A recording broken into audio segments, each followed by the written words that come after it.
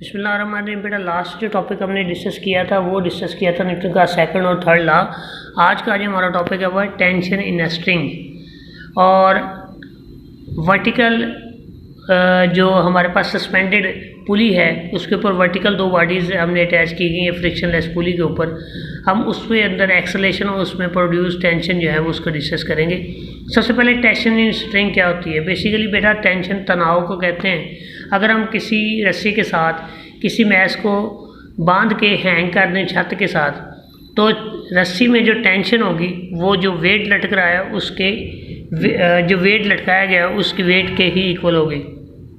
तो हम ये कह सकते हैं कि किसी बॉडी में जो टेंशन होती है वो उस पर लगने वाली फोर्स के बराबर होती है। तो F फिजिकल टू T के बराबर भी हम लिख सकते हैं। जैसा कि लिखा है कि when a weight is suspended by string when it is upper end fix with a rigid support, the weight are acts vertically downward whereas its reaction is vertically upward is called tension in a string, where T represented by tension is denoted by T.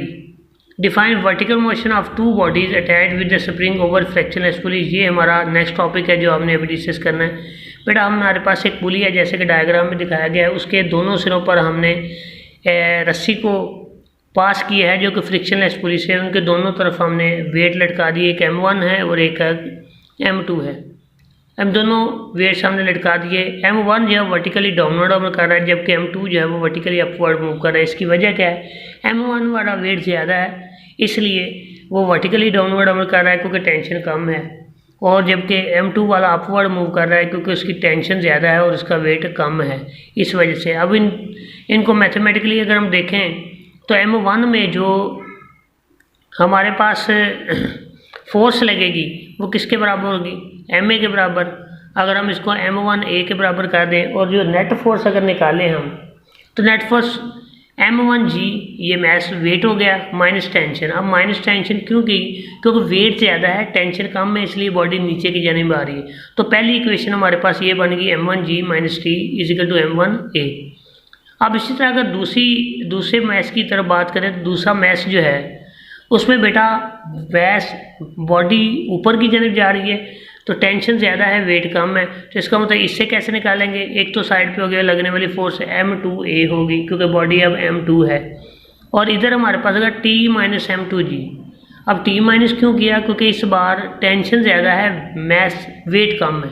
उधर tension कम थी wait ज़्यादा था, अब हमारे पास tension ज़्यादा और wait कम है इसलिए हमने T से माइनस। अगर इन दोनों इक्वेशंस को कंबाइन करते हैं तो कंबाइन करने से हमारे पास M1G minus T plus T minus M2G आता है। इधर हमारे पास M1A प्लस M2A, ए कॉमन लें तो हमारे पास M1 प्लस M2 आता है। इधर से हम G कॉमन लें तो हमारे पास आता है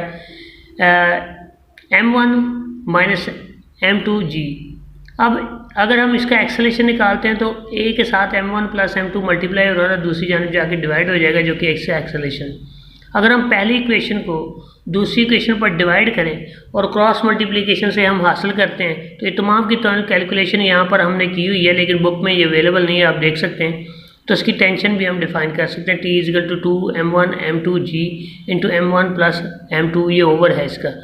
अब इसी अबव अरेंजमेंट को अगर हम एडवर्ड मशीन जो कि एक एग्जांपल एक्सपेरिमेंटल तौर पर इस एक्सपेरिमेंट को किया जाता है, एडवर्ड मशीन पर लगाएं जो कि G की वैल्यू इससे निकाल सकते हैं, G is equal to M1 plus M2 over M1 minus M2A। Next topic हम इंशाल्लाह नेक्स्ट लेक्चर में पढ़ेंगे।